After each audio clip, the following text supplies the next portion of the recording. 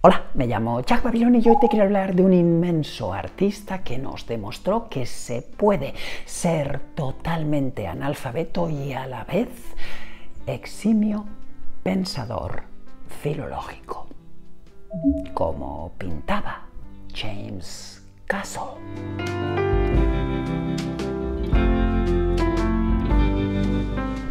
Lo primero que te voy a comentar en relación con la obra de Castle es que exuda un evidente cariz autodidacto.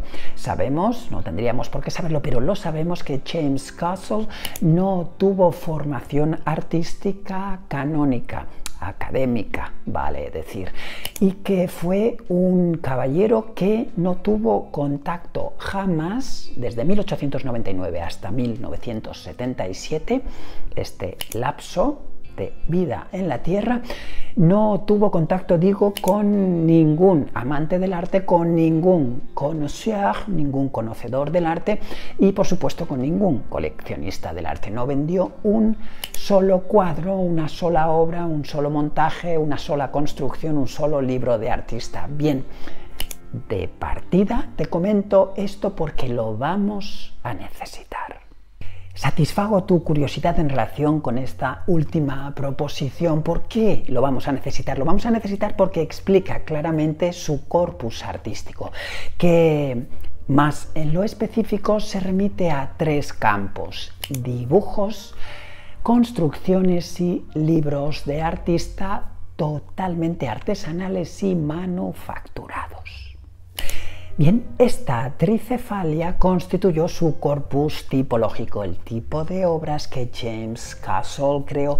¿Pero cómo las creó? Bueno, pues básicamente con materiales reciclados, los que te puedes imaginar, a saber, papeles, cartones, embalajes, envoltorios, continentes de comidas, cajas de cerillas y cualquier material que te puedas imaginar que no hubiera de adquirir en tiendas. No disponía de dinero, no trabajaba y además, como recién te comenté, no conocía ni siquiera la lengua de signos y, por supuesto, ni leía ni escribía, de modo que resultaba muy difícil para él establecer un mínimo contacto con otros humanos y, por ejemplo, adquirirles viandas, adquirirles materiales artísticos. Y además, como te digo, no disponía de presupuesto para ello. Así que, bueno, se limitaba a hurgar en las basuras, hurgar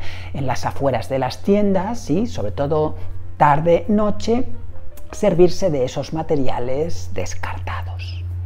Ya buen seguro que ahora te estarás preguntando: bien, entiendo los soportes, pero si no compraba materiales artísticos, ¿con qué material pintaba? Bien, fíjate cómo es en un ser humano la sabiduría natural, la sabiduría vitalicia, la innata, el archivo acásico de información que cualquier ser humano trae consigo en el momento de nacer. James Castle enseguida se dio cuenta de que para fijar un pigmento, un tinte a un soporte, bueno, en su caso ya te he comentado, papel o cartón, se dio cuenta enseguida, digo, de que lo único necesario es un aglutinante. ¿A qué llamamos aglutinante en artes plásticas? Y no aglutinante refinado, sino ¿qué podría utilizar yo que sirviera de aglutinante, aunque no pudiera encontrarlo en una droguería, en una perfumería, en una casa de pinturas? Pues lo que debe cumplir un aglutinante es, como su nombre indica, la solución está dentro de su nombre, debe cumplir la labor de aglutinación, o sea, debe aglutinar. ¿Qué es aglutinar? Aglutinar es pegar, es encolar, es agrupar, es condensar de manera aglutinada, o sea, el pigmento, cualquiera que utilicemos, debe pegarse, pero no pegarse como tal en el pigmento mismo, sino además cumplir una segunda función, y es que ese mismo aglutinante que aglutina, perdón por la redundancia, ese pigmento, además debe aglutinarse con el soporte, de modo que este aglutinante debe poder fijarse a sí mismo sobre el soporte. Bien, A eso, como bien estás pensando de nuevo, lo llamamos pegamento. Y sí, la denominación burda o coloquial de pegamento es la que nosotros asociamos los artistas al concepto de aglutinante. ¿Y cuál es el aglutinante que está más a mano en un ser humano sin necesidad de comprarlo? Pues algo que surge de nuestras propias glándulas, la saliva. La saliva cumple las funciones de compactación, es viscosa y además también es aglutinante, es pegajosa, de modo que puede utilizarse perfectamente como aglutinante pictórico. Bien, James Castle unió su propia saliva durante toda su vida con hollín que él sacaba, que él obtenía de su propia estufa de la cocina, de su propia estufa de cocinar. Recuerda que estamos hablando de finales del siglo XIX, principios del XX. Se cocinaba con leña. Bien, esto es lo que utilizó para pintar James Castle.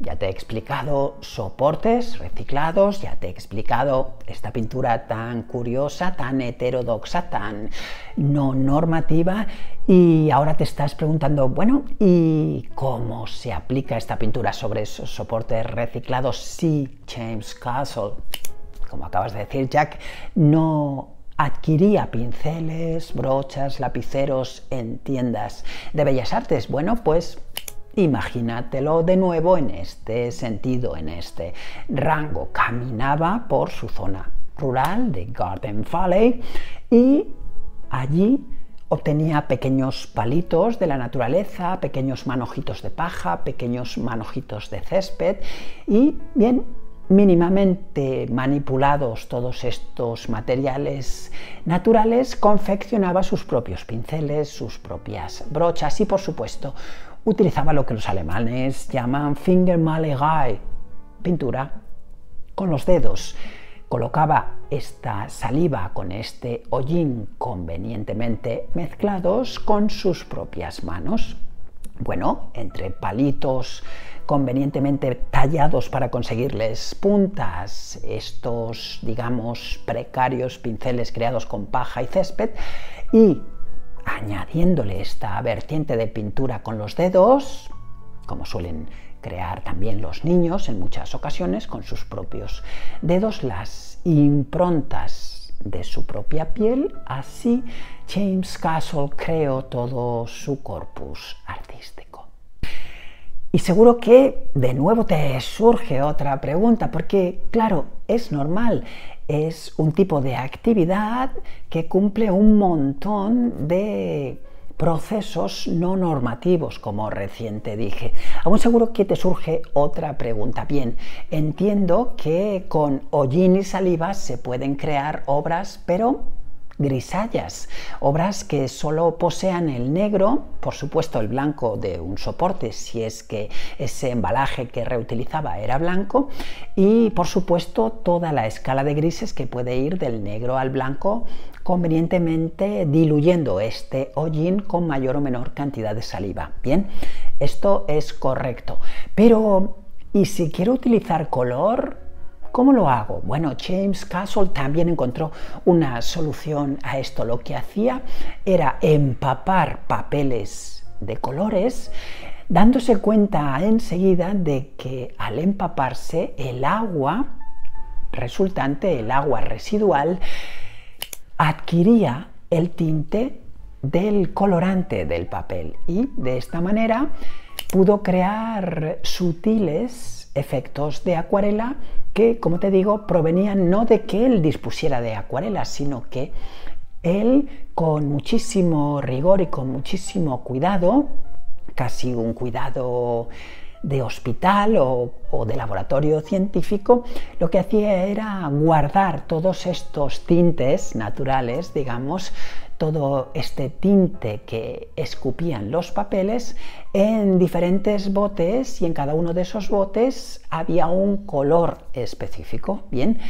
esta es la forma de poder crear acuarelas si no dispones ni de goma arábiga ni de pigmentos que te creen acuarela. Ya no te digo si no puedes, como es el caso, comprar porque ni tienes dinero ni puedes preguntar a nadie cómo adquirir estos materiales.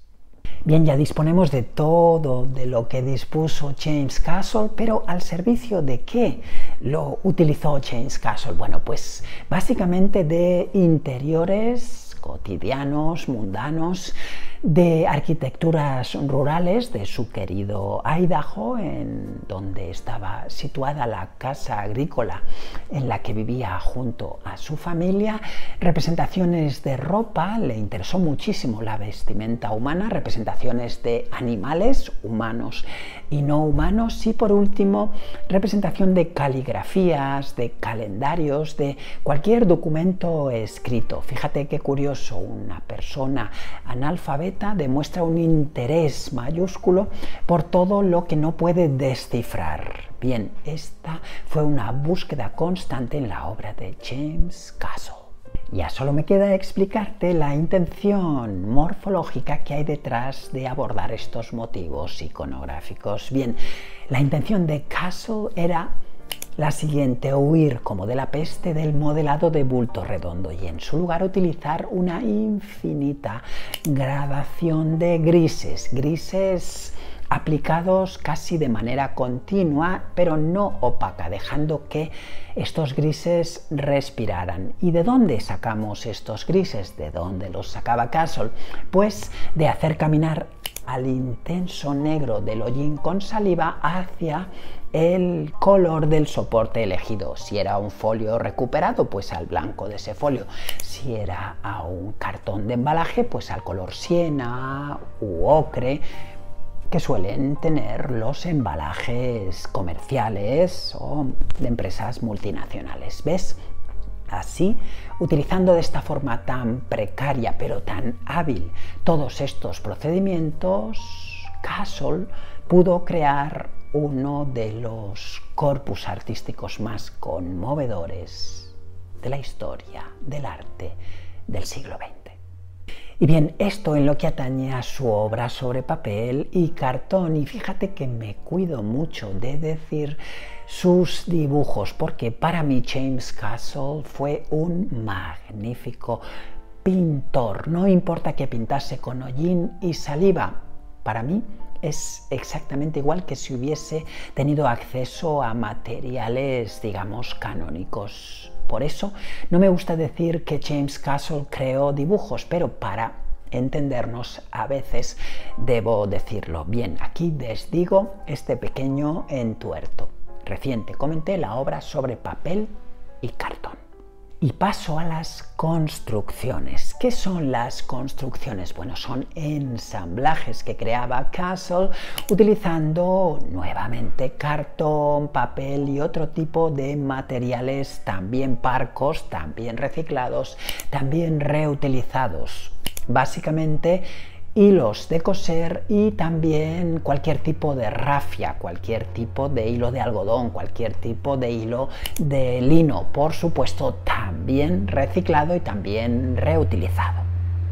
Como recuerdas, te he dicho que no tenía acceso Castle a pegamentos industriales, a colas industriales, a la cola blanca que utiliza un carpintero, por ejemplo, o un pintor para crear acrílicos, pinturas vinílicas. Bueno, ¿cómo se las apañaba para poder suplir su no acceso a la cola blanca? Bueno, pues dándose cuenta de que el agua con ciertas harinas crea un fuerte impasto que podría utilizarse como cola precaria, como pegamento precario. Bueno, para estos ensamblajes, para estas construcciones, se servía de este tipo de, digamos, pegamento de cocina al uso, de cocina convencional.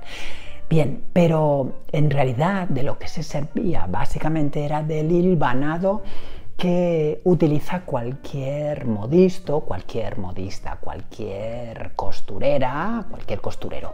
Este tipo de hilvanado ya sabes que es el cosido precario, simplemente para que las piezas no se desensamblen en el momento de procesarlas ya de forma definitiva. Sabes que los modistos lo que hacen es hilvanar primero y luego coser definitivamente bien. En este caso te diré que Castle se acogía al hilvanado más que al cosido. ¿Y este hilvanado cómo lo hacía? Bueno, pues utilizando agujas que él mismo se creaba, como te digo, con palitos convenientemente tallados, que tallaba él mismo, y utilizando estos hilos, estas rafias, estos linos, estos algodones, y bueno, algún tipo de cáñamo o yute, quizá, y de esta manera ensamblaba estas piezas. ¿Al servicio de qué iconografía? Te cuento. Animales humanos, como estás viendo, animales no humanos, básicamente de granja agrícola, que es donde vivía, y ahí tenía pues pequeñas gallinas, tenía conejos, tenía animales no muy grandes, bueno, todas estas representaciones de granja, digamos, rural. Y luego también, como último punto, la ropa, vestimentas o tipos de indumentaria. Le interesaban muchísimo, sobre todo, los momentos en los que cierto patrón se convierte en utilitario, o sea, ponía muchísimo interés en la colocación de botones, por supuesto botones sin función, pero al fin y al cabo que colocaba para dar, digamos, fe de su existencia.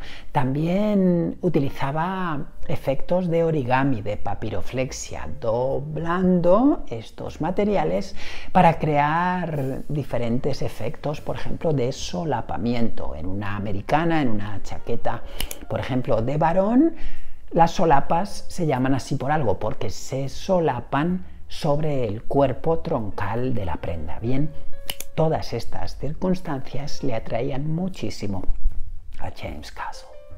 Y en este sentido, en las construcciones, mención aparte de hacerte en relación con ciertas obras casi abstractas de Castle que tienen que ver con la representación de pequeñas porciones de interior.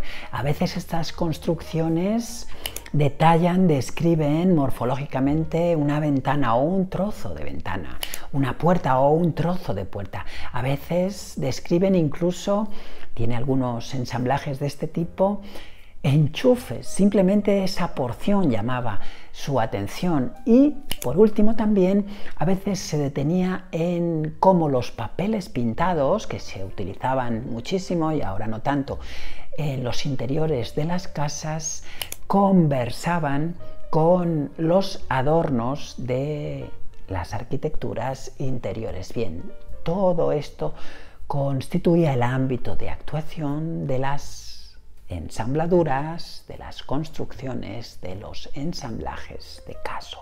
Y en relación con el corpus de Castle te hablo del último punto, los libros de artista. ¿Qué es un libro de artista? Un libro de artista es un artefacto encuadernado, sí, un libro que cumple una característica fundamental. De esa tirada existe un solo ejemplar y nada más que uno. Y además cumple, aunque no siempre una característica o ha de cumplir, también fundamental, y es que ese libro ha de estar mayoritariamente manufacturado artesanalmente por el propio artista. Bien, Castle creó libros de artista sin saber que estaba creando libros de artista. Como recién te dije, estuvo totalmente aislado, pero no ya del mundo del arte, sino incluso hasta de sus propios conciudadanos, primero en Garden Valley, Idaho, y luego también en Idaho, en Boise, donde además hoy en día se conserva la que fue su casita rural anexa a esta granja agrícola perteneciente a su familia, y que, como te digo, hoy en día se conserva como centro cultural y además como centro artístico proponedor de microbecas para artistas de todo Estados Unidos. Bien, el libro de artista fue una constante en la obra de Castle. Los tamaños de estos libros oscilan desde el tamaño de caja de cerillas, paginitas del tamaño del dorso de una caja de cerillas, hasta los tamaños normativos casi de tomo enciclopédico convencional. ¿Por qué? Bueno, pues por lo que recién te dije, también es deducible. Castle utilizaba papeles desechados por las firmas de su localidad rural. Entonces, al recoger estos papeles y crear reciclajes con ellos, él se atenía a los tamaños normativos, 24-30 o incluso un poquito más pequeños, DIN A4, ¿no? 297 por 210 milímetros. Y de ahí podía cortar todo lo que quisiera, eso sí, ir del grande al pequeño y llegar, como te digo, hasta libritos de tamaño de caja de cerillas. ¿Y qué representaba iconológicamente en estos libros? Pues básicamente un trasunto de álbum de retratos familiares. En otros libros lo que representaba eran calendarios, eran alfabetos de todo tipo, no solo alfabetos latinos, sino en muchas ocasiones hemos detectado obras de Castle con alfabetos cirílicos, con alfabetos de kanji japoneses, con ideogramas chinos. ¿Ves? No tiene nada que ver que una persona sea analfabeta con que no demuestre un vivo interés, casi ávido interés, por el lenguaje articulado y cómo ese lenguaje articulado se convierte en grafía. Bien, todas estas búsquedas iconográficas quedaban reflejadas en estos libros, que además solían disponer de entre 4 y 40 páginas cada uno. Y así estos trabajos quedaban encuadernados. Son trabajos que debemos abrir para poder disfrutar convenientemente de ellos. Como te digo, son libros. Hoy te he querido hablar del para mí conmovedorísimo trabajo del inmenso artista plástico norteamericano James Castle, del que te comento un extremo, si quieres, hiper conmovedor, más tal era el celo que sentía por su obra que una vez terminaba sus obras, sus trabajos, lo que hacía era disponer estos trabajos por tamaños y anudar o atar en fardos estas obras para que estuviesen dispuestas con un personalísimo trabajo de autocatalogación propia. Esto ha posibilitado que, si bien James Castle nunca fechó ninguna de sus obras, todas ellas se pueden seguir estilísticamente siguiendo la ruta creada por estos fardos. Como verás, el autoconocimiento de sí mismo como artista plástico, si bien no tenía clara conciencia de ser esto, de ser artista plástico, es algo que siempre me sume, como te digo, en la conmoción cada vez que me acerco a su obra. Me llamo Chuck Babiloni y llevo 46 de mis 54 años dedicado al estudio y la práctica de las artes plásticas, la literatura y la música. ¿Te ha servido este vídeo? Por favor, dale al like, suscríbete a mi canal. ¿Qué te parece la obra de James Castle? Hazte miembro de Chuck Babiloni, babilónico de platino, de oro, de plata o de bronce, como prefieras. Y nos vemos en el siguiente. Arigato gozaimashita.